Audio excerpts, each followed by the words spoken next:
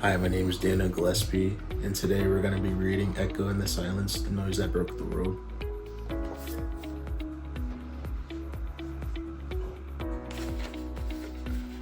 Acknowledgements. This story emerged from the collective courage of countless unseen voices who live and love beyond the page.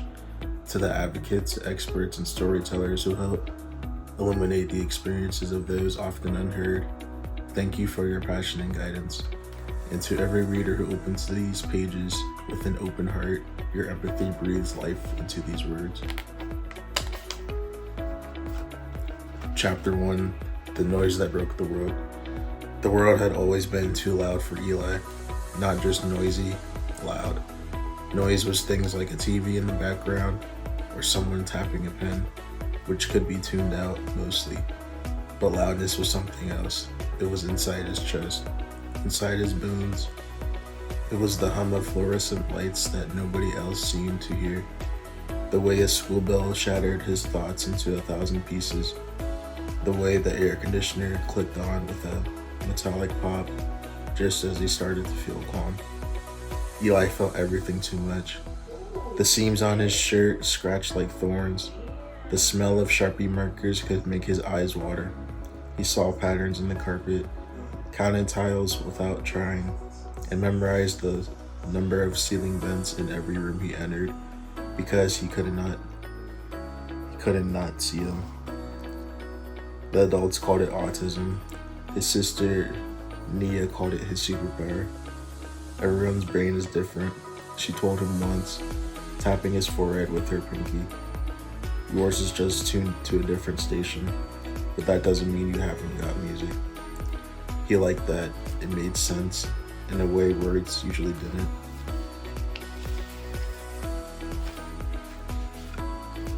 Eli was 17, he didn't talk. Not in the way most people met.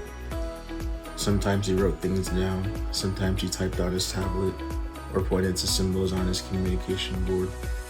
But most of the time his body spoke for him. His hands rocking, fingers flapping, in the way he paced or ducked into a corner when the world got too big. People didn't always understand that kind of language, but Nia did. Nia understood everything. She was 24 and practically raised him since their mom passed 3 years ago. On days when the world was kind, she braided his hair and sang 90s R&B while he bounced on the couch cushions. On the hard days, she knew exactly how to wrap his weighted blanket around his shoulders and whisper, "You're safe, baby boy, you're safe." That Friday was supposed to be a good day. She even made him French toast for breakfast, cut into squares, no syrup, just how he liked it. His tablet was charged, his vest was snug, and she'd promised him a stop at the corner bakery on the way home if he did okay at the library. But one thing went wrong. One small stupid thing. He forgot his noise-canceling headphones.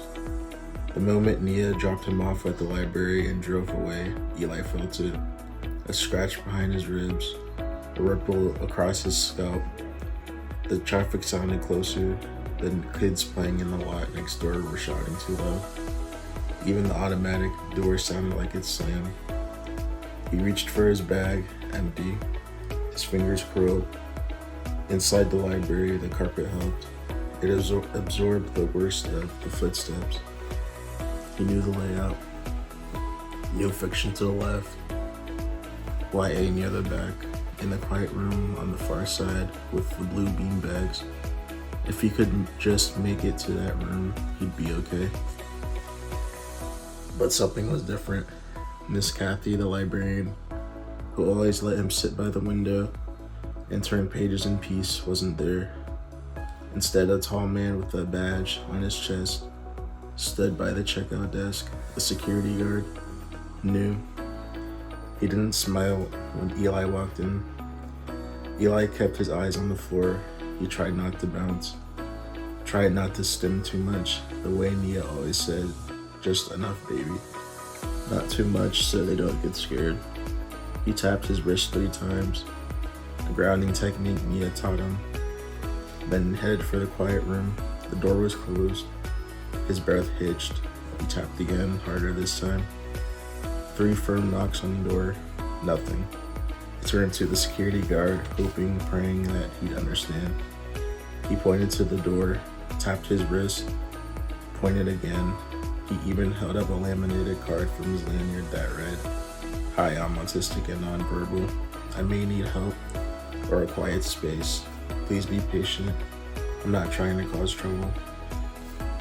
The man squinted at the card like it was written in some other language besides English. "You can't go back there," he said, frowning. Eli pointed again. His heart thudded. "I said no," the man repeated. "Step away from the door." His voice was sharp, too sharp, like a slap made out of sound. Eli flinched, backing up 2 steps. His fingers flapped without permission. His legs wobbled. He turned in a circle, trying to reset his brain, but the buzzing in his ears was too loud now. Someone dropped the book across the room. Slam. He screamed, not a scream of fear, not even a scream of anger. It was just too much. The bright lights, the refusal, the misunderstanding, the closed door, it all swelled inside him like a storm with nowhere to go. His arms flailed. He hit a shelf by accident, hard. A few books tumbled to the floor. The guard reacted fast. "Hey," the man shouted, "that's enough." Eli's hands went to his ears. He crouched, pressing himself to the carpet. He rocked hard. His throat made sounds without asking. He didn't know what they meant. His body wasn't his anymore. He felt hot tears but couldn't wipe them. The guard approached. "Get up," he barked. Eli couldn't. So the guard grabbed them. That was when everything broke. Eli's brain split in half, his thinking brain and his survival brain. One still wanted to explain, to use his laminated card, to say, "I'm not a threat, I just need help." The other screamed, "Run." But he didn't run. He just jerked from the man's grip and spun. A wild stimming motion, arms flying out in a panicked flail.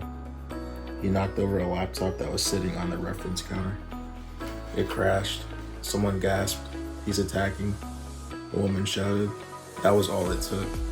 3 minutes later, sirens screamed outside. The library blurred into chaos. Eli crouched in the middle of the children's section, trembling. His vest felt like it was strangling him.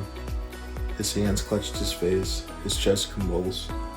He didn't understand what was happening, why everyone looked so scared, why were people pointing at him. All he'd wanted was the quiet room. The officers entered with their voices too loud and their radios too sharp. One grabbed his arm and twisted, another shouted commands. "Stand up, hands out, do you have any weapons?" Eli screamed again. It sounded like an animal. They pinned him, slammed him onto the floor, cuffed him. He bit his lips so hard it bled. In his head, one word played over and over like a song stuck on loop. Nia, Nia, Nia. Meanwhile, across town, Nia was restocking art supplies at the community center when her phone buzzed. She almost didn't check it. But when she saw the name, City Police Detention Center, she dropped the box of crayons in her hand. "This is Nia Wallace," she answered breathlessly. "Your brother, Eli Wallace, is in custody. We need you to come down to the Central Precinct as soon as possible." "What the hell do you mean in custody?" she shouted. "He can't even talk to y'all." She didn't wait for an answer. She was already running. Back at the precinct, Eli sat in a room with no windows. His fingers bled from scratching his own arms. His tablet was gone. His vest had been removed for safety. They thought he was ignoring them, that he was playing games. One officer muttered something about fake disabilities. Another laughed and said, "If he's smart enough to throw a laptop, he's smart enough to talk." Eli's heart thudded like thunder against his ribcage. He wanted to speak, but all he could do was scream again. Some of the loudest battles are fought in complete silence.